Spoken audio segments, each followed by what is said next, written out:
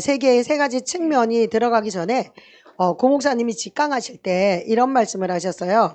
왜 이 세 가지 측면까지 말씀을 이렇게 기록을 할 수 있게 됐던 것은 내일 일을 사람들이 자꾸 자기 시간으로 자기가 염려를 하면서 자기 시간을 만들고 염려를 하잖아요. 그런데 그거 아니라는 거죠. 하나님의 일은 믿음인데 이게 시간을 통해서 일할 때 자기 시간으로 자기가 일을 하게 되면 그건 하나님의 일이 아니잖아요. 그러니까 믿음으로 오직 하나님께서 보내신 자 그분을 믿는 그 믿음, 여기서 믿음을 차원으로 또 얘기를 해주셨잖아요. 예, 그러니까 그 애굽 차원에서의 믿음이 있고 광야 차원에서의 믿음이 있고 가나안 차원에서의 믿음이 있다라는 이야기를 하신 것 같아요. 그러니까 그 믿음이 이렇게 하나님의 일은 우리가 믿음을 갖는 그 일이다. 그런데 그것을 차원을 높여서 여기까지 가야 되는 그 믿음을 차원을 높여서 가야 되죠. 그래서 영적인 세계에는 세 가지 측면이 있다. 세 가지 측면. 물론 이것을 광야, 애굽, 광야, 가나안으로 이렇게 그거하고 연결이 되는 거예요. 그래서 여기에 아까 얘기하셨잖아요. 사실, 지식, 영적 이렇게 얘기를 하실 때 세 가지 측면에 대해서 이렇게 조금 보면서 조금 더 설명해 보도록 할게요. 예. 요한복음 8장 29절. 나를 보내신 이가 나와 함께 하시도다. 내가 항상 그의 기뻐하시는 일을 행함으로 나를 혼자 두지 아니하셨느니라. 그리스도인들은 영적 세계를 잘 모르면서도 자기에게 불리한 것은 전부 마귀 취급을 하는 경향이 있습니다. 나와 기질이 잘 맞지 않는 남편도 마귀, 나를 괴롭히는 직장 상사도 마귀, 이런 식으로 생각하는 경향이 있는 것 같습니다. 이렇게 대결하는 구도 속에서는 영적으로 성숙해가는 것이나 좋은 인간관계를 맺는 것이 쉽지 않을 것입니다. 이러한 경직됨은 그리스도의 몸된 하나된 교회를 분열시키고 고통스럽게 하는 것입니다. 그러므로 그리스도인들은 무엇보다도 관용과 사고방식의 유연함을 가지는 것이 필요합니다. 남을 함부로 정죄해서는 안 되며 그들의 인격을 무시해서는 안 됩니다. 종교 전쟁으로 죽은 사람은 2차 대전 시에 죽은 사람보다 더 많으며 모든 아집 중에서 종교적 광신만큼 무서운 것이 없는 것입니다. 구원의 길은 오직 예수님뿐이지만 우리는 불신자나 심지어 무신론자에게도 배울 것이 있음을 잊어서는 안 됩니다. 아멘. 구원의 길은 오직 예수님뿐입니다. 예, 오직 예수님뿐. 그런데 여기에 보면 모든 게 나하고 안 맞으면 다 마귀야. 그래서 다 관계를 다 끊어버리는 거야. 보기 싫어. 그러지 않나요? 저도 그래요. 사람인데. 예, 안 그래요? 이 관계 잘하고 싶어요. 왜요? 신앙은 관계잖아요. 신앙은 관계이기 때문에 관계를 잘하고 싶어요. 그리고 정말로 가나안의 영성을 가지고 가나안 아는 차원에서의 관계를 갖고 싶어요. 예, 그러고 싶은데, 이게요, 아직도 아까 박인순 목사님이 7 부족이다가 3개가 남았나 4개가 남았나 그래 말씀하셨는데 저에게도 아직까지 죽이지 못하는 브리스가 있어요. 여부스, 족소, 브리스 승질이 욱하고 올라올 때가 좀 너무 심하게 있어요. 여기서 아까 얘기했잖아. 언어에서도 말투, 말씨, 예, 말씀. 근데 제가 좀 말투가 좀 이렇게 상냥스럽게 이렇게 할 때는 또 기분이 좋을 때도 이렇게 하는데 또 뭐가 하나 또 꽂히는 게 어저께 우리도 뭐라 그랬더라? 이거 무슨 버튼? 발작 버튼이 있어요. 저에게 다른 거는 다 발작을 잘 안 해요. 근데 저에게 발작은 자존심을 좀 건들거나 아니면 저는 정말 막 하나님을 정말 사랑하고 하나님 막 난 주님밖에 없다고 막 이렇게 나아가고 있는데 그런 거에 대해서 탁 이렇게 무시하는 식으로 나를 딱 찔러버리면 발작이 나요. 발작이. 그러니까 지랄이 나죠. 거기에서는 완전히 쌩이 막 나오는 거예요. 쌩이 막 나와요. 그런데 이제 이쪽으로 와서 이제 고 목사님을 만나고 그래 가나안에서 광식교회에서 이렇게 매일 새벽 예배를 드리면서 말씀을 들으면서 조금씩 변해가는 건 그전에는 제가 그걸 못 참고 대판 싸워야 돼요. 어떻게 싸우든지. 그리고 관계를 끊어버려요. 안 보면 돼. 안 보면 되죠. 예, 제가 좀 그랬거든요. 근데 그런데 여기 오니까 그러면 안 되잖아요. 그러니까 그냥 하나님만 붙잡고 예수님 그 사진만 보고 이제 누워가지고 한 2주를 연말에 2주를 죽었다 살았어요. 그거 견디어내느냐고.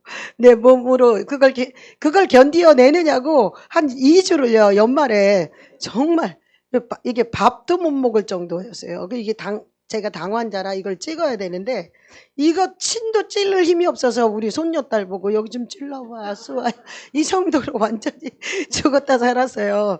그래서 지금 이제 그런 건 어느 정도 조금씩 제 마음 안에서 넘기고 그래서 관계를 끊으면 안 되니까 좋은 관계를 가지고 나아가려고 그렇게 하는 거예요. 그런데 여기에 보니까 종교 전쟁으로 죽은 사람은 2차 대전 시 죽은 사람보다 훨씬 더 많다는 거예요. 왜 그랬을까요? 종교적 아집 때문에 그랬다는 거죠. 예, 이 종교적 아집이 우리에게도 있어요. 네, 저에게 그게 있더라고요. 엄청. 그래요. 틀이 있어요. 이렇게. 근데 그거 치고 들어오면 그냥 발작이 나는 거지. 네, 그런데 저뿐만 아니라 우리 기독교인들 모두가 하나님을 사랑하며 그리스도의 성품을 닮아가는 우리 모두는 종교적 아집을 뛰어넘어야 돼요. 유월해야 될 게 되게 많더라고요.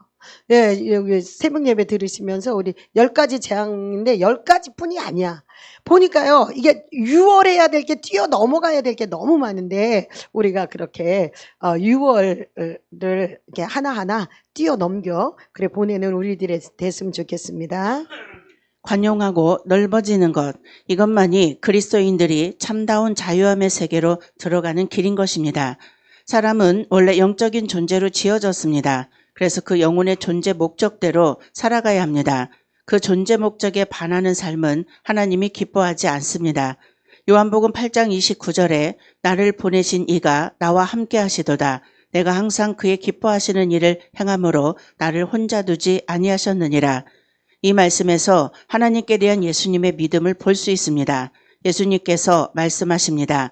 하나님은 항상 나와 함께 계신다. 결코 하나님은 나를 혼자 내버려 두지 않으신다. 예수님이 십자가에서 죽을 수 있었던 것도 이 믿음이 있었기 때문입니다. 나를 보내신 이가 나와 함께 하시도다. 내가 항상 그의 기뻐하시는 일을 행함으로 나를 혼자 두지 아니하신다. 예수님은 내가 하나님이 기뻐하시는 일을 행하는 동안 늘 함께 하실 것이다 라는 믿음을 가지고 있었습니다. 하나님을 기쁘게 하는 것, 하나님께서 기뻐하시는 일을 하는 것이 인생입니다. 아멘. 관용하고 넓어질 수 있는 것은 우리 모두가 그리스도인들이라면 참다운 자유함으로 갈 수 있게 된다는 거예요. 관용하지 않고 이렇게 넓어지지 않으면요. 좁으면 좁은 대로 이게 자유함이 없어지더라고요. 자유함이 없어요. 그래서 이게 자유함으로 나아가기 위해서는 우리가 넓혀질 수밖에 없는 거예요. 넓혀지는데 이 현장 속에서 부딪힐 때 넓어지더라고요. 그냥 좀 슬금슬금 이제 좀 넓혀주시면 하나님이 그렇게 주시면 얼마나 좋겠어요. 근데 우리가 하나하나 넘어갈 때는 치열한 전쟁이 있더라고요. 치열한 전쟁을 통과해야 하나하나 또 넘어가더라고요. 그렇게 넘어가면서 넓어지는 거죠. 그러면서 우리는 뭘 배워요? 예수님이 뭐 어떻게 하셨나? 무엇을 하셨나? 우리는 그거를 배우는 거잖아요. 예수님은 오직 하나님을 기쁘시게 하는 그 일만 했다는 거예요. 그랬더니 하나님이 홀로 두지 않으셨다는 거예요. 이 믿음이 있으셨기 때문에 하나님의 일, 십자가를 지시고 6월절 어린 양이 되어서 저와 여러분을 구원할 수 있었던 거예요. 이 믿음이, 예, 정말 여러분, 이 말씀이 믿어지십니까? 믿어지십니까? 믿어요. 예, 저도 믿어요. 예, 제가 그렇게 이제 2박 3일 때는 너무 행복해요. 막 바글바글해서. 근데 다 2박 3일 끝나고 나면 혼자 있어요. 혼자 그냥 어떨 때는 봄에 막 뱀도 나오고, 겨울에 막 지네도 나오고 이래요. 그런데 그렇게 혼자 있을 때도 두렵지 않고 무섭지 않고 그럴 때 더 자유함을 누릴 수 있는 건 내가 이 말씀을 믿어요. 오늘 시편 23편의 말씀처럼 주께서 나와 함께 하십니다. 나는 그냥 하나님이 기뻐하시는 일이라면 그냥 목숨 걸고 그냥 거기에 던졌으니까 이 가나안 나눔이 정말로 고영미 목사님과 함께 우리 모두가 여기에 오시는 한 분 한 분 처음에는 방문객으로 오시겠지만 그 다음에 계속 우리와 함께 할 수 있는 올인하는 이런 사람들이 함께 갈 수 있도록 이렇게 나아가는 그 일을 내가 맡은 일을 잘 해내는 게 하나님이 기뻐하시는 일이다. 이런 생각을 저는 가지고 있어요. 그래서 다른 거 아무것도 안 해요. 다른 거 아무것도 안 해. 그전에는 일을 너무 많이 했는데 지금은 그런 거 안 하고 오직 여기 24강 그리고 이제 선교 가신다 하면 이제 그런 일에만 전념을 하거든요. 근데 이게 여기에서 우리가 이제 세 가지 측면으로 우리가 나가봐야 돼요. 예. 지금부터 하나님께서 함께 하시는 영적인 세계를 알아보겠습니다. 첫째, 능력의 측면. 영적 세계의 첫 번째 단계는 능력의 측면입니다. 이것은 은사와 능력과 권능을 얻어 마귀를 물리치는 것입니다. 주님께서는 가는 곳마다 병든 자들을 고치시고 귀신을 쫓아냈습니다. 사람들은 이것을 보고 몹시 놀랐으며 제자들은 그들도 주님의 이름으로 귀신을 물리치게 되자 몹시 고무되었습니다. 누가복음 10장 17절에 70인이 기뻐 돌아와 가로되 주여 주의 이름으로 귀신들도 우리에게 항복하더이다. 그러나 제자들이 이 영적 전투에서 항상 승리했던 것은 아니었습니다. 어떤 경우에는 악한 영이 어느 사람을 붙들고 있는 것이 분명했음에도 불구하고 제자들은 그 귀신을 쫓아내지 못했습니다. 주님께서 그 귀신을 쫓아내신 후에 제자들이 자신들의 실패한 이유를 물었습니다. 그러자 주님은 오직 기도를 통해서만 이러한 능력을 얻을 수 있다고 말씀하셨습니다. 아멘. 이 예수님이 70인의 전도대들을 보내고 70인의 전도대들을 보내고 귀신들이 떨어지는 것도 보았고 막 그랬잖아요. 기뻐갖고 달려왔잖아요. 그랬을 때 그때는 그랬는데 이제 마가복음 9장 25절로 29절에 보면은요. 그 아이의 속에 들어가 있는 귀신을 쫓아내지를 못했어요. 그래서 물어봤어요. 그랬더니 예수님이 뭐라 그랬어요? 오직 기도를 통해서만 이러한 능력이 얻어진다. 그러니까 능력의 차원은 기도의 차원인 거예요. 기도를 기도를 정말 믿음으로 예수님의 말씀을 붙잡고 예수님이 그것을 믿고 기도할 때 이런 능력이 나타난다는 거죠. 이런 능력의 차원이 반드시 있어야 합니다. 마가복음 9장 25절에서 29절 예수께서 무리에 달려 모이는 것을 보시고 그 더러운 귀신을 꾸짖어 가라사대 벙어리 되고 기먹은 귀신아 내게 명하노니 그 아이에게서 나오고 다시 들어가지 말라 하심에 귀신이 소리 지르며 아이로 심히 경련을 일으키게 하고 나가니 그 아이가 죽은 것 같이 되어 많은 사람이 말하기를 죽었다 하나 예수께서 그 손을 잡아 일으키시니 이에 일어서니라. 집에 들어가심에 제자들이 종용이 묻자오되 우리는 어찌하여 능히 그 귀신을 쫓아내지 못하였나이까 이르시되 기도 외에 다른 것으로는 이런 유가 나갈 수 없느니라 하시니라. 기도에는 능력이 따릅니다. 어떤 집사님은 기도할 때 항상 아버지 만을 되풀이해서 기도했습니다. 그래서 모든 사람들이 시험 들어 그분이 기도만 하면 도망을 갔는데 막상 그 집사님이 기도만 하면 병이 낫고 귀신이 떠나는 역사가 있었습니다. 이와 같이 단순한 기도도 능력이 나타나는 것입니다. 능력 단계에선 이와 같이 기도하고 권능을 얻어 마귀를 물리치는 것을 말합니다. 그러나 이것은 가장 기초적인 단계라고 할 수 있는 것입니다. 그러나 이러한 능력의 차원이 진리의 차원으로 더 나아가 사랑의 차원으로 발전해 갈 때 엄청난 역사가 더해집니다. 예, 아멘. 여기에 그러니까 가장 처음 이제 애굽까지 우리가 영성 발달 과정에 있어서 애굽이라고 한다면 우린 이게 차원에서는 가장 먼저 능력의 차원이 있다는 거예요. 이 능력의 차원은 무엇으로부터 온다? 기도로부터. 어떤 말씀을 붙잡고 예수님이 행하셨던 것처럼 그 믿는 예수 그리스도를 믿는 그 믿음으로 기도할 때 능력이 나타난다는 거예요. 그런데 이 차원이 기도의 차원이 점점 또 올라가게 되는 거죠. 그래서 이 기도 능력의 차원이 진리의 차원까지 또 가야 된다는 거예요. 그 기도의 차원에서만 머물러 있으면 안 되는 거예요. 능력의 차원에서만 머물러 있으면 안 되는 거죠. 가만히 있어야 돼요.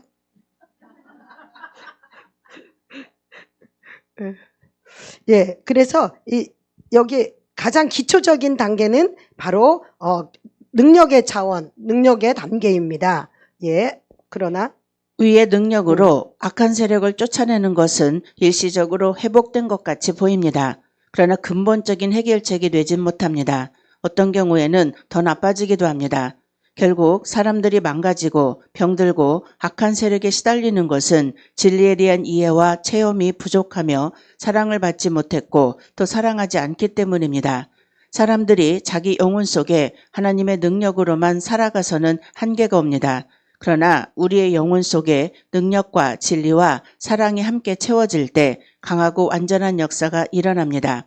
그러므로 능력에 머무는 것이 아니라 진리와 사랑으로 채워질 때 온전한 치유와 회복이 옵니다. 예, 제가 어떤 자매를 이렇게 만나게 됐어요. 그래서 그 자매를 한 달 동안 이제 데리고 있게 됐는데 그 자매가 어떤 큰 충격을 맞아가지고 약간 빙의가 됐었어요. 그래서 이제 막 부엌칼로 막 이게 땅바닥을 막 이렇게 긁으면서 엄마를 죽인다고 엄마를 그래가지고 엄마가 저한테 전화가 와가지고 이제 태우고 왔어요. 그래서 저희 집에서 이제 저희 교회에서 같이 이렇게 자면서 같이 있었는데 이 기도해가지고 막 쫓아내기도 했죠. 그러다가 너 힘이 얼마나 센지 그냥 침대 위에 눕혀놓고 이제 나는 이제 오른팔, 우리 딸은 왼팔, 엄마는 두 다리 이렇게 했어요. 그런데 휙 하니까 내가요, 오른쪽이 휙 하니까 제가 침대 밑으로 떨어지더라고요.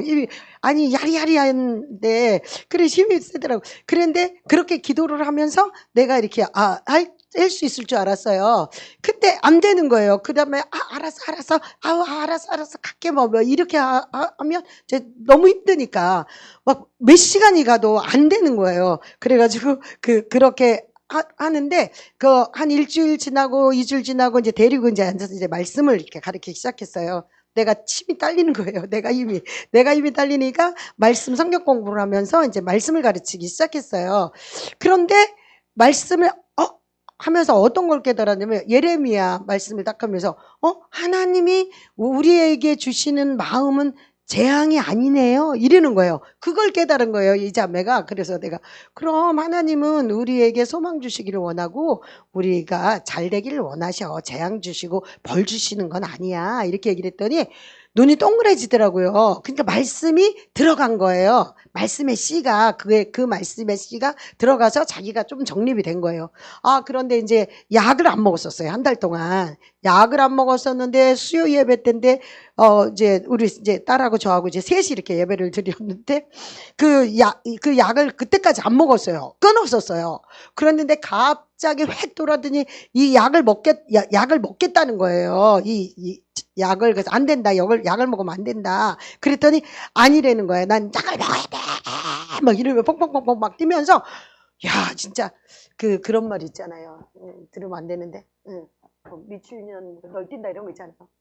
실제를 본 거예요. 실제를 잡을 수가 없어요. 우리 두 사람이 잡을 수가 없어요. 그런데 우리 나보다 이제 우리 딸이 이제 힘이 세니까 이게 어떻게 이제 막 이게 널뛰고 다니면서요 막 교회를 막 다 돌아다니는데 딱 이제 어떻게 해서 넘어졌어요. 그러니까 딱 끌어안았어요. 그리고 끌어안고 그 난리를 치던 우리 그 아이에게 귀에다 내가 널 사랑해 진짜야 내가 널 사랑해 막 이러면서 우리 딸이 어디서 배웠는지 막 그러는 거예요. 그러면서 사랑한다고 막 이러는 거예요. 그래서 저도 내가 꼭 끌어안고 가슴에다 이렇게 꼭 끌어안고 막 울면서 내가 널 너무 사랑해. 하나님이 널 사랑한다고. 사랑이야 막 이랬거든요. 근데 진짜 사랑의 차원까지 이게 능력에서부터 이게 진리와 사랑의 차원까지 가지 않으면 진짜 그 결과가 나타나지 않는 거를 제가 그 사건 하나로도 체험을 하게 됐거든요. 근데 고 목사님은 이걸 어떻게 이렇게 정리를 하셨더라고요. 예, 그래서 그 다음 단계로 또 넘어가야 합니다. 두 번째, 진리, 영적 복음의 측면. 영적 세계의 두 번째 단계는 진리의 측면입니다. 능력 단계란 잘 알려진 개념입니다. 이러한 부류의 책들과 정보를 많이 접할 수 있습니다. 그러나 진리의 측면은 비교적 알려지지 않은 개념입니다. 이 진리 단계에서는 우리에게 다가오는 문제들을 해결하는 방법에서 기도를 많이 함으로 능력을 받아 이기는 것이 아니라 말씀에 기록된 진리를 얼마나 이해하고 기도하느냐에 승패가 달려 있다고 보는 관점입니다. 문제는 무엇이냐면 하나님의 말씀의 진리를 잘 알지 못하면 제대로 믿지 못하고 자기의 주관적인 감정과 경험을 믿게 되며 거기에다 신앙의 기초를 두게 된다는 것입니다. 그러므로 일시적으로는 승리를 하는 것 같지만 진리와 지식의 부족으로 인해 자주 혼돈과 미혹에 빠질 수밖에 없게 되는 것입니다. 네. 여기 보니까 능력의 단계에서는 그렇게 기도로 우리가 어느 정도 이렇게 처리가 될 수 있어요. 그런데 거기에서는요, 또 갔다가 이렇게 하더라고요. 계속 이렇게 업앤다운이 있더라고요. 그런데 말씀의 그 한 시가, 말씀의 시 하나가 딱 들어가니까 그 다음에는요, 자기가 자기를 조금씩 잡기 시작하더라고요. 그래서 그거를 보았어요. 여기 보니까 문제는 무엇이냐 하면 하나님의 말씀의 진리를 잘 알지 못하면 제대로 믿지 못하고 자기의 주관적인 감정과 경험을 믿게 되며 거기에다 신앙의 기초를 두게 된다는 것입니다. 그래서 일시적으로 승리를 얻는 것 같지만 그게 안 된다는 거죠. 그래서 고 목사님은 생활의 개선이 아니라 신앙의 정립이다라고 자꾸 얘기하시는 거예요. 이 진리의 단계에선 정립이 돼야 되는 거예요. 이 말씀이 그 정립이 되어서 나에게 이게 정립이 되어서 살아가게 될 때 거기에서부터 또 능력이 나오기 시작하더라고요. 예. 첫 번째 단계의 능력과 권능의 신앙은 초보적이고 자연적인 단계입니다. 이때는 아직 사고의 수준이 육에서 벗어나지 못했기 때문에 무조건 외적으로 형통하고 복받고 건강하고 문제가 없으면 좋은 줄 압니다. 이때는 생명의 성장을 위한 고난이 오면 그것이 영원한 보물임에도 불구하고 하나님을 원망하고 시험에 들기도 합니다. 보화를 주면 통곡하고 쓰레기를 주면 기뻐합니다. 그 모든 것들이 아직 영적인 눈이 열리지 않았기 때문입니다. 아직 영적인 눈이 열리지 않았기 때문에 첫 번째 단계의 능력과 권능의 신앙은 초보적이라는 얘기예요. 왜냐하면 영적인 눈이 아직 열리지 않고 하나님의 관점이 아니고 아직 선악과를 따먹은 그 육신의 그리고 나의 눈으로 보기 때문에 그것은 하나님이 자기가 원하는 걸 줘야 기뻐하는 거예요. 내가 원하는 걸 줘야 기쁘잖아요. 그리고 또 그거를 요구하잖아, 하나님한테. 언제까지 막 이렇게 날짜 잡아가면서. 그러나 그런 거 가지고는 안 되는 거죠. 예, 두 번째 단계로 넘어갈게요. 두 번째 단계의 진리적 신앙은 하나님의 말씀의 중심과 원리를 이해하고 깨닫고 체험하여 자기의 것으로 만드는 단계입니다. 대부분의 성도들은 하나님의 말씀을 하나의 이론으로 알 뿐 실제적으로 경험하는 것은 많지 않습니다. 그들의 지식은 그저 여러 번 듣고 지적으로 이해한 것에 불과합니다. 그러므로 모태신앙이다, 무슨 훈련을 받았다, 무슨 단계를 마쳤다 하는 분들이 극단적인 상황에 가면 하나님이 정말 계시는가 하고 낙심하며 실족하는 경우도 적지 않은 것입니다. 사실 이 경우는 신앙이 실족했다라고 보기보단 원래의 신앙을 드러낸 것입니다. 주님께서 환난을 통하여 자신의 본체를 보여주신 것이므로 사실 그것은 복이 되는 것입니다. 네. 진리의 신앙은 하나님의 말씀의 중심과 원리를 이해하고 깨닫고 체험하여 누구 거로 만들어요? 내 거로 만들어야 되는 거예요. 그게 정립이잖아요. 신앙의 정립. 이렇게 이해하고 깨닫고 그것이 내 것이 되었을 때 거기엔 또 다른 능력이 또 다른 나오는 거죠. 예, 거기서부터는 또 다른 능력이 나오게 되는 거죠. 그런데 지식적인 공부 너무 많잖아요. 그죠? 우리 기독교 안에는요, 또 지식적인 게 너무 많아요. 예, 성경 공부도 많고. 예, 그런데 그런 거를, 했다고 라이센스 딴 게 아니에요. 근데 많은 사람들이요, 그거 과정 마쳤다, 수료했다. 그럼 하나의 라이센스를 딴 거예요. 예. 그러니까 자기는 그게 면허증이처럼, 영적인 무슨 면허증처럼 그렇게 가지고 있다는 거예요. 근데 문제는 어떤 상황이 만나면, 여기 고 목사님 여기 적어놨잖아요. 예? 어떤 상황을 만나잖아요. 어려운 상황을 만나거나 어떤 인간적인 어떤 관계의 이런 문제의 상황이 딱 만났다. 그때는 멘붕이 오는 거예요. 반응이 나오셔. 예, 반응이 나와요. 그래서 실족한 게 아니고 원래의 자기의 그 신앙 자체를 드러냈다는 거를 얘기하시고 계시죠? 예. 진리의 체험은 이 기초들, 즉 우리가 하나님의 자녀됨의 권세를 가진 것과 용서받은 것, 아버지께서 우리를 받아주신 십자가의 도, 사탄의 패배, 우주와 세상과 하나님의 계획, 이런 것들이 단순한 지식이 아니라 우리의 뼛속까지 스며들어 나의 실체가 되는 것을 말합니다. 이와 같이 주님의 말씀이 실체가 될 때, 즉 그 진리가 우리 안에 실체가 될 때 우리는 마귀를 이기게 되며 자기의 생각과 경험을 믿지 않게 되며 이것이 진리로서 영적 대결에서 승리하는 길인 것입니다. 아멘. 진리의 체험은 기초가 있어야 되는데 그 기초가 뭐냐? 내가 하나님의 자녀가 됐다는 권세, 하나님의 자녀, 하나님의 딸이다. 예, 그리고 하나님과 나와의 관계, 그리고 구원의 투구에, 이게 확신이잖아요. 구원의 확신, 투구. 이런 것들이 자기가, 그리고 하나님께서 나를 향하신 어떤 계획하심이, 그리고 하나님이 지금, 나와 함께 하고 계신다는 거, 이러한 것에 대한 지식이 아니라 그게 실체가 돼야 된다는 거죠. 그게 실체가 되고, 그래, 맞아. 주님, 나와 함께 계시죠. 주님, 감사해요. 우리가 우리 그렇게 실체가 되어질 때 이 모든 진리가 뼛속까지, 우리의 뼛속까지 스며들 때 그것이 능력이 된다는 것입니다. 오늘날 명목상의 그리스도인이면서 실제적인 진리를 경험하지 못하고 있는 분들이 너무나 많습니다. 그들의 생각은 세상으로 가득 채워져 있고 육신의 정욕과 세상 근심으로 가득합니다. 그러므로 그들이 어둠의 왕국 속에서 살며 어둠의 세력들에게 짓밟혀 사는 것이 하나도 이상한 일이 아닌 것입니다. 진리의 빛이 분명해질수록 우리는 변화됩니다. 그리고 자유롭게 됩니다. 그리고 보게 됩니다. 예전에 보이지 않았던 것들이 보이게 됩니다. 하나님의 계획과 자신의 사명, 가는 길, 의미, 그 모든 것들이 말씀의 빛을 통해서 하나씩 드러나게 됩니다.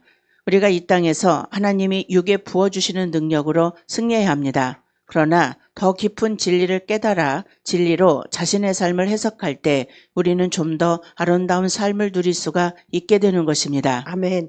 진리의 빛이 분명해질수록 우리는 변화됩니다. 왜요? 이 말씀이 점점점 나의 마음 가운데서 정립이 되기 시작하잖아요. 그럼 정립이 되는 그 말씀은 삶으로 살아낼 수 있어요. 넘어갈 수 있어요. 요즘 새벽에 6월의 양식에 대한 이야기를 많이 하시잖아요. 6월의 양식에는 6월 하기 위해서 6월 패스오버 넘어가기 위해서는 양식을 먹어야 돼요. 하나님이 명령하셨잖아요. 뭘 먹어야 돼요?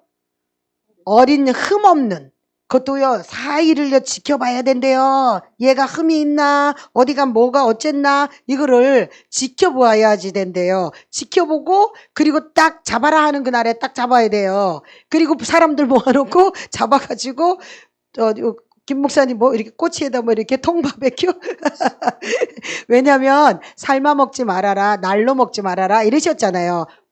구워 먹어라 하셨잖아요. 근데 그 말씀을 목사님이 그러시잖아요. 성령이 불이시잖아요. 성령으로 우리가 어린 양의 그 살과 피를 먹으면서 나가야 되잖아요. 근데 첫 유월절에는 그것만 먹는 게 아니었잖아요. 쓴나물과 무교병도 먹어야 되잖아요. 근데 쓴나물도 어떻게 해요? 쓴나물은 쓰잖아요. 근데 그거를 고귀하고 먹어야 돼. 그런데 무교봉은 뭐예요? 누룩을 넣지 않은 거잖아요. 근데 누룩은 뭐라 그러셨어요?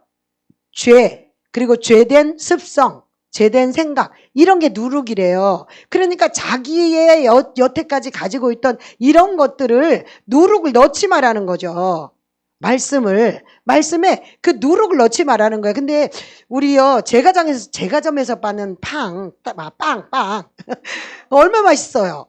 얼마나 부드러워요. 예? 얼마나 부드럽고 얼마나 맛있어요. 그러니까 걔네들은 다 이스트 넣은 거예요. 누룩을 넣어서 그렇게 된 거예요. 그런데 하나님은 누룩을 넣지 말라는 거예요.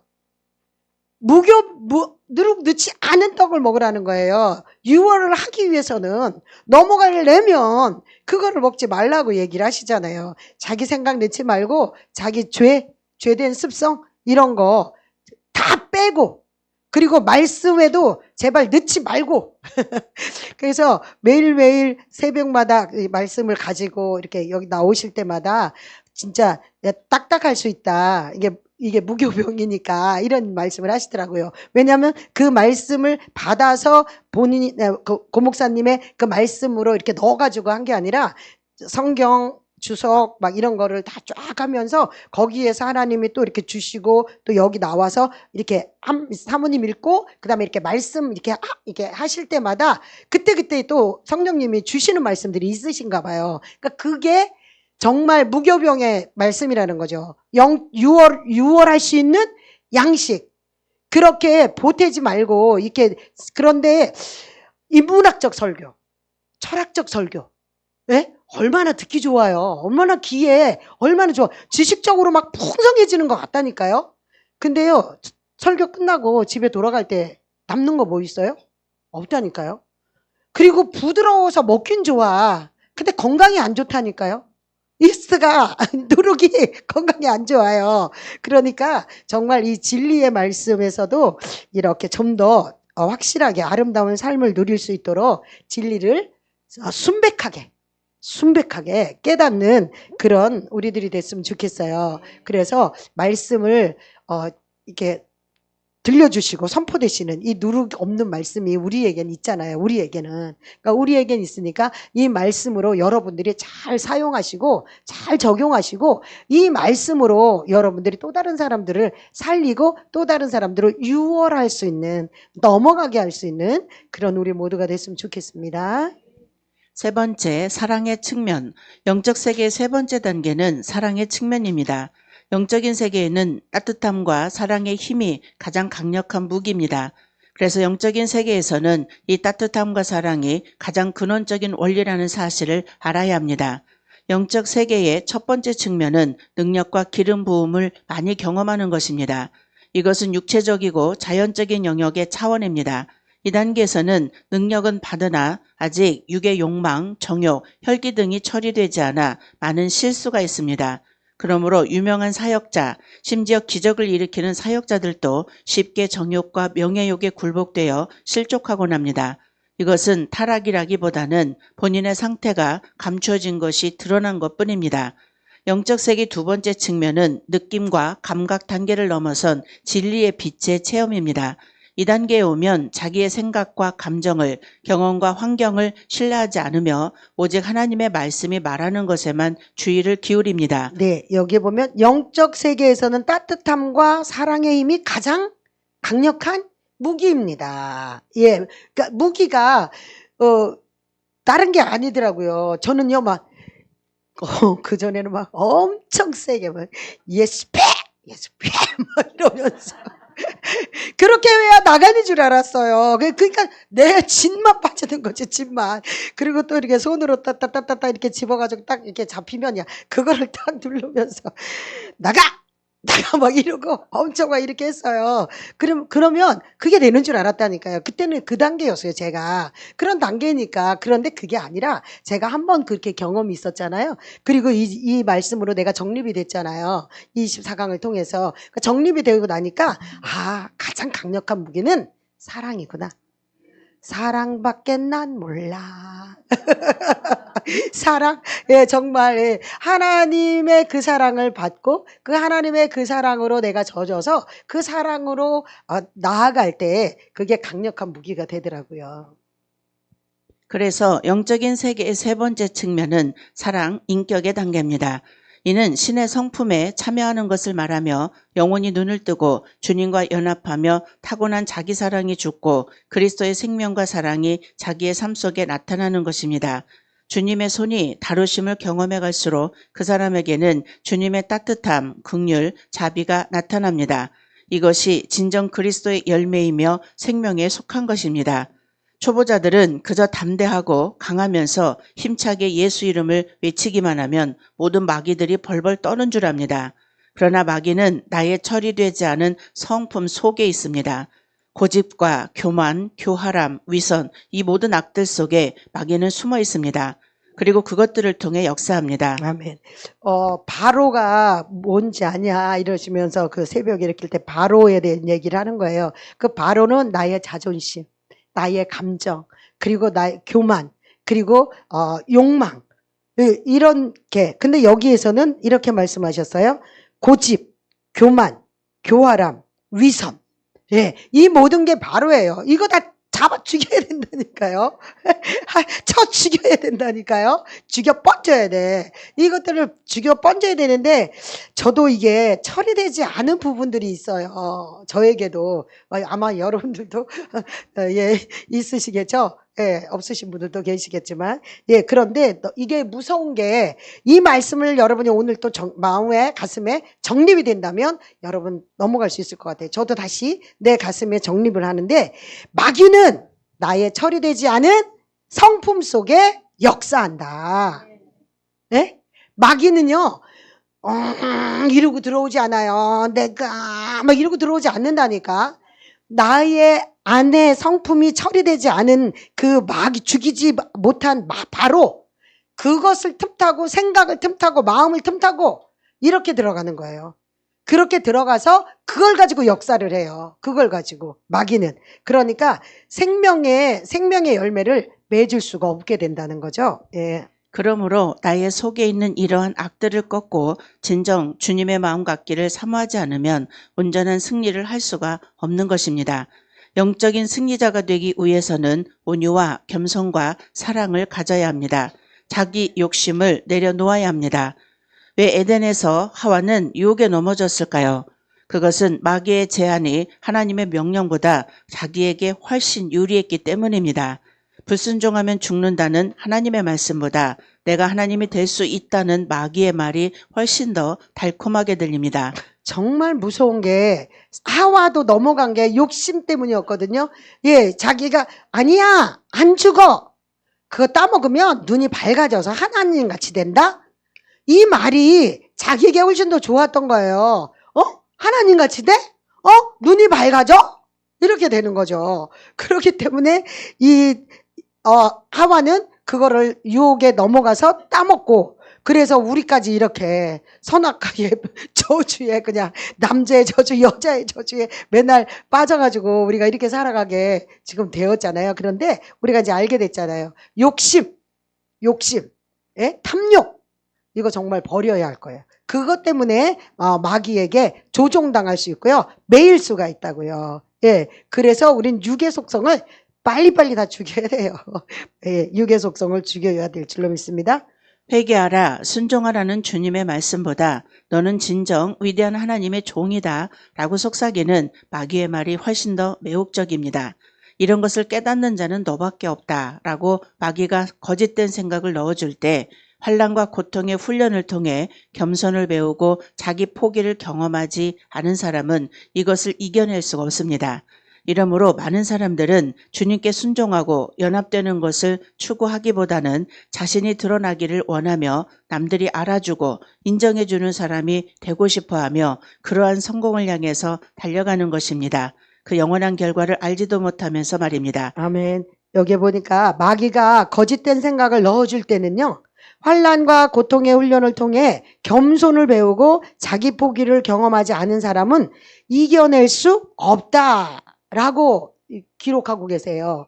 예, 그러니까 마귀가 정말 갖다 주는 생각, 그 마귀의 유혹은요, 정말 여러분들이 쉽게 넘어갈 수 있는진 않아요. 안 돼! 가! 이렇게 안 된다니까요. 걔가 가지고 이렇게 샥 하고 오면 올 때 그게 다 넘어가요. 다 넘어가. 그런데 겸손하면, 그리고 내가 낮아져서 아니 나 괜찮아 하나님 같이 안 돼도 돼 나는 그런 자격이 없어 이렇게요 자기를 낮춘 이런 상태가 되면 이런 것들에서는 벗어날 수 있죠. 온유하지 않은 사람은 마귀를 이기지 못합니다. 어떠한 상황에서도 온유의 시험에서 이겨나가지 못할 땐 이미 자신과 마귀의 종이 된 것입니다. 온유의 성품은 영적인 세계에서는 아주 중요합니다. 이 성품으로 영적인 세계가 열리며 누리며 계속해서 열고 나갈 수가 있기 때문입니다. 이 성품을 소유하지 못할 때는 자신의 영혼을 어둠의 세계로 던지는 것입니다. 이 성품이 깨어나고 성숙하지 못하면 진정 주님께서 가르치시는 말씀과 천국의 기쁨을 우리는 누릴 수 없습니다. 이 온유의 성품은 하나님의 성품이며 천국의 마음입니다. 이 성품을 가진 자는 천국의 행복을 누리게 됩니다. 온유는 타고나는 게 아니래요. 온수는 타고나는 거예요. 근데 진짜 아이들을 보면 온순한 아이들이 있어요. 크게 막 말썽 안 부리고요. 그냥 엄마 말 잘 듣고 이렇게 태어난 아이들이 있더라고요. 그러니까 온수는 타고나는 거지만요. 온유는요. 야생마를 길들일 때 그래서 되어지는 게 온유거든요. 그러니까 이 온유는 나는 온유해 이렇게 해낼 수 있는 사람은 하나도 없는 거예요. 내가 온유하다라고 생각하고 내가 온유한 사람이라는 누군가가 그렇게 한다면 그 사람 엄청나게 야생마를 길들이는 그 조련사의 훈련을 받았다는 거예요.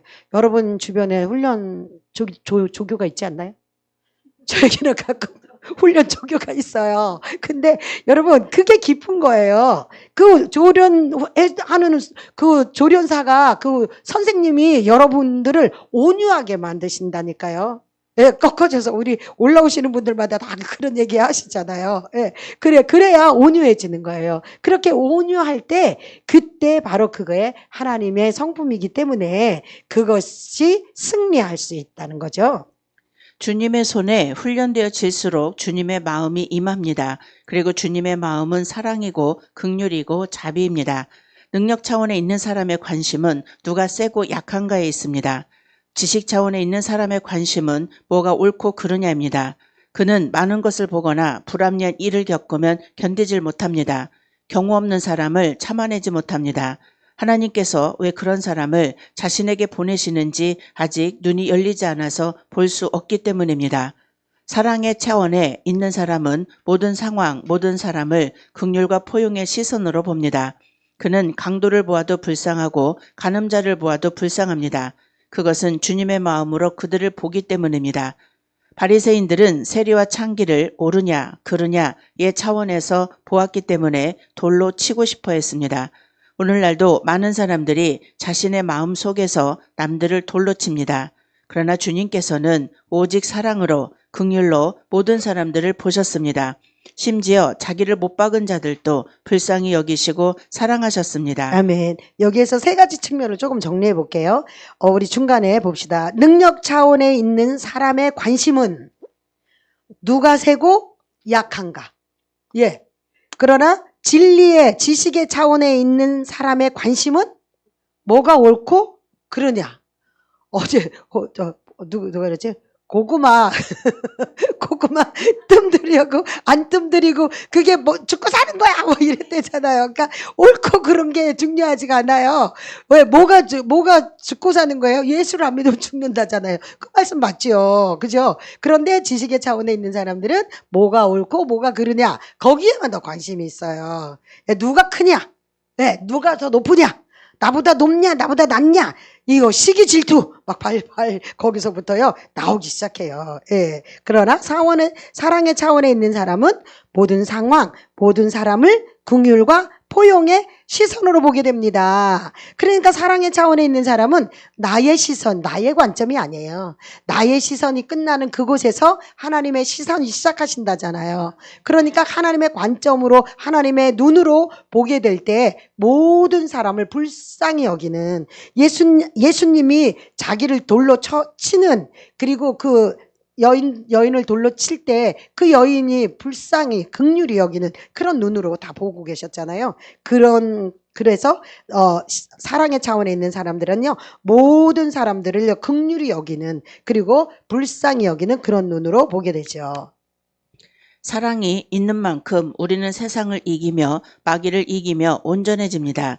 사랑은 아버지의 마음입니다. 사랑이 있는 자는 거지도 불구자도 거리의 방랑자들도 긍휼한 마음으로 보게 됩니다. 세상 사람들은 육의 눈에 비친 화려한 색깔, 미인 대회나 탤런트들 같은 외적 아름다움밖에 보지 못하지만 영의 눈이 열리고 주님의 눈이 열리면 방탕아들도 희대의 살인자도 그저 긍휼한 마음으로 용서와 사랑의 눈으로 보게 되는 것입니다. 마귀는 끊임없이 우리에게 미움과 분노를 줍니다. 교만을 주고 높아지라고 부추깁니다. 강박함을 주며 지지 말라고 부추깁니다. 그러나 주님은 우리에게 온유와 겸손과 사랑을 주십니다. 우리는 마귀와 세상과 싸웁니다. 어떤 사람이 우리를 미워할 때 우리의 무기는 사랑입니다. 우리의 사랑이 그들의 미움보다 약하면 우리는 지게 되고 서로 미워하게 됩니다. 그러나 우리의 사랑이 그들의 미움보다 강하면 우리는 이기게 되고 그들 속에 있는 미움의 영은 떠나가며 우리는 서로 사랑하게 됩니다. 네, 여기 보니까요. 우리가 또 제가 더 정립해야 될 부분이 여기에 나왔는데요. 마귀는 끊임없이 우리에게 미움과 분노를 줘요. 그러나 주님은 우리에게 온유와 겸손과 사랑을 주십니다. 우리는 마귀와 세상과 싸워야 돼요. 여러분 영적 전쟁 해야 된다니까요. 우리가 지금 영성 성장을 위해서 성령의 사람으로 영의 사람으로 지금 가려고 이거 24강 하고 있는 거잖아요. 이게 신앙의 나침반이고 신앙의 길잡이라고 지금 하면서 나가고 있잖아요. 그런데 이 마귀와 세상과 그리고 잘못된 사상, 이념, 종교성 이것들과 싸워야 된다니까요. 가만히 계시다가는요. 그냥 죽은 고기는 물에 떠내려가요. 근데 산 물고기는 어떻게 해요? 물을 거슬러서 올라가요. 연어가 새끼 나러 저 남대천까지 오더라고요. 남대천 맞나? 거기까지 올라오더라고요. 태평양까지 갔던 그 연어가 거기까지 올라와서요. 그 알을 낳으러 오더라고요. 그러니까 우리가 영적으로 살아있는 사람이라면요. 마귀와 세상과 싸워야 돼요. 그런데 우리의 무기는 뭐다? 사랑이다. 우리의 무기가 우리를 공격하는 마귀보다 작으면, 내가 가지고 있는 사랑이 작으면 우리는 져요. 그런데 나를 공격하는 그것들보다 내가 사랑이 더 크면 우리는 반드시 승리하게 된다는 거예요. 그래서 우리는, 여기에 보니까 우리의 사랑이 그들의 미움보다 강하면 우리는 이기게 되고 그들 속에 있는 미움의 영은 떠나가며 우리는 서로 사랑하게 됩니다. 떠나가게 해야 되잖아요. 사랑합시다. 사랑합니다. 사랑합니다. 네, 기독교는 사랑입니다. 기독교는 사랑입니다. 사랑은 따뜻함입니다. 사랑은 아름다움입니다. 가까이 있는 사람들, 진정 우리에게 주님께서 보내신 소중한 사람들, 하나님은 우리에게 먼저 그들을 사랑하는 훈련을 하게 하십니다. 사랑만이 온 세상을, 모든 사람을 치유하며 온전케 할 수 있기 때문입니다. 그러므로 따뜻한 그리스도인들은 진정 주님의 사람이며 주님께서 세상을 아름답게 만드시기 위하여 사용하시는 귀중한 도구인 것입니다. 아멘. 기독교는 사랑입니다. 사랑은 따뜻함입니다. 사랑은 아름다움입니다. 그래서 우리가 광야에서 광야 아니고 가나안에서 보면 뭐라 그래요? 사랑스럽고 따뜻하고 온유하고, 그죠? 그게 가나안의 그 정리잖아요. 그러니까 우리가 정말로 이 차원이 능력의 차원에서 한 단계 올라가야 돼요. 그게 뭐예요? 그 능력의 차원을 정립시켜 줄 수 있는 진리의 차원으로 나가야 돼요. 근데 이 진리의 차원에서 정립이 되었어요. 그러면 우리 어떻게 해야 돼요? 사랑까지 나갔을 때 강력한 무기가 되어서 우리를 찌르려고 하고 우리를 죽이려고 하고 우리를 갈라서게 하려고 하는 이런 악한 것과의 싸움에서 우리가 승리할 수 있다는 거예요. 그게 강력한 무기라는 거예요. 그래서 사랑하는, 그리고 사랑이 아니면 안 되는 거죠. 예, 우리 모두가 그렇게 사랑하는 사람들이 됐으면 좋겠습니다. 사랑합니다. 우리 옆에 분들에게 사랑합니다. 예, 함께 갑시다. 네, 네, 감사합니다. 네, 저 2분